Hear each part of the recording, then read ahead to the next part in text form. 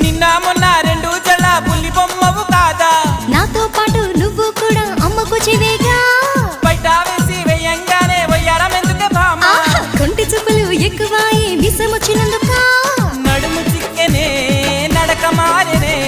ఇంత లోపల ఏమి జరిగనే మొదటిసారిగా